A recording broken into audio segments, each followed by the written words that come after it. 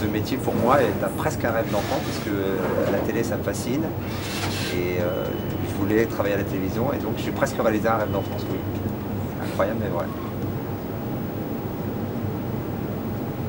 Franchement, quand le réveil il sonne, bon là ce matin à 5h et quelques pour arriver à 6h30, ou un petit peu plus tôt qu'on commence à 6h, je me lève en 2 secondes, un job normal, je traînerai au lit, je mettrai 3-4 réveils pour, au cas où. Là, je me dis tiens, on va aller rigoler avec les collègues. Alors c'est sûr que c'est pas tout le temps, mais c'est pas la mine. On n'est pas au 3-8, on travaille pas dans...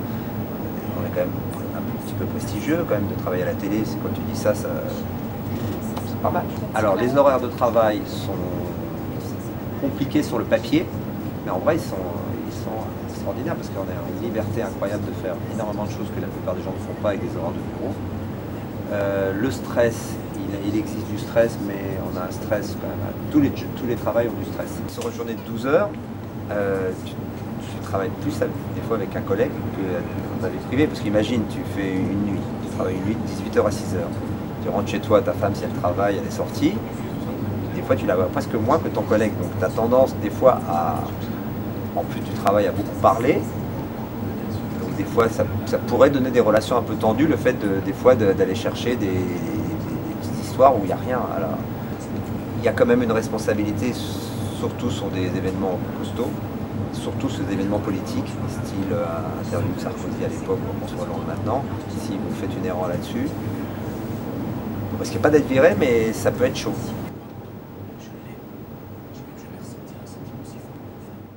Ça m'est arrivé d'avoir énormément de stress. Je peux raconter un incident qui m'est arrivé où, en sortie de 13h15, en sortie du journal de 13h de Marie Drucker, d'habitude on enchaîne pour faire basculer un sous-titre.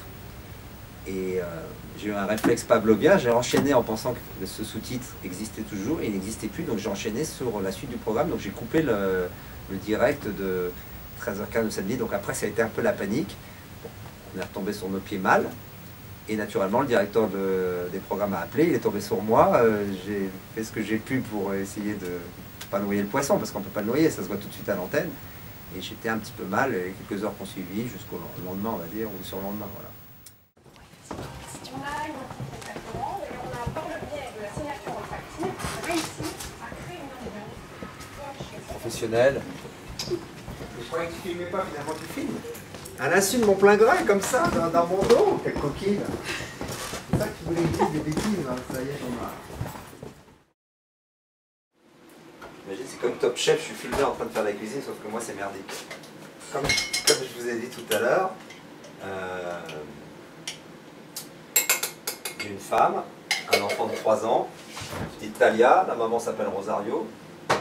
La maman est cubaine, la petite est franco-cubaine, mais pour l'instant elle est française, parce qu'elle est tournée en France, elle n'a pas français, elle est française. Et on vit un peu entre les deux pays. Comme on a acheté une maison là-bas, pour l'instant elles sont un petit peu là-bas. Tant qu'il n'y a pas d'école pour Talia, on n'est pas pressé de choisir.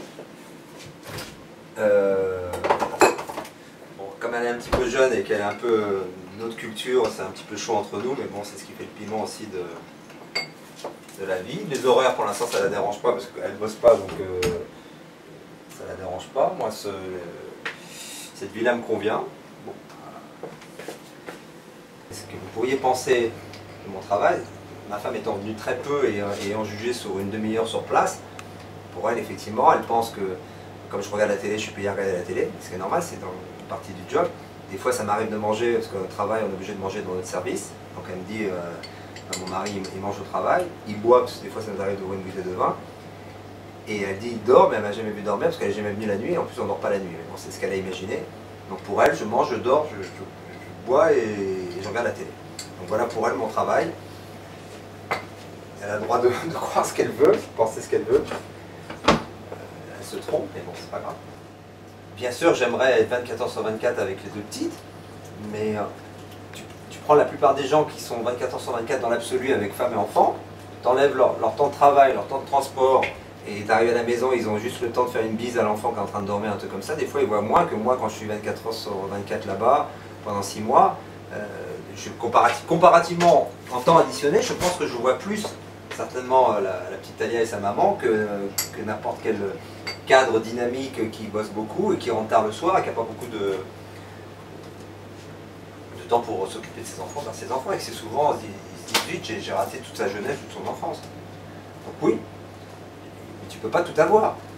J'arrive à concilier les deux, je suis très content des deux, et la vie, des fois il y a des changements, alors pas sur le travail, mais imagine que sur du long terme, ma femme elle n'apprécie pas ou un truc comme ça, bah, la vie elle est longue. Hein. Donc en tout cas, je sais que mon travail, logiquement, s'il n'y a pas de souci, c'est jusqu'à ma retraite, parce que j'aime trop ça. Donc malgré cet éloignement de la distance de Talia et de Rosario, sa maman, elles sont avec moi sur les fonds d'écran, sur des photos, au téléphone. Bon, Internet ça passe pas terrible, mais bon, et j'y vais quand même tellement régulièrement là-bas que c'est comme si j'étais pas parti. Là je suis rentré, je repars quasiment bientôt. Donc, et voilà, donc pour moi c'est la belle vie. Pour elle, j'espère que oui. Pour Talia, oui, sûr et certain. Talia elle est folle de cette vie. Rosario, on va imaginer que oui. Et voilà, très bien. Voilà, belle conclusion, non?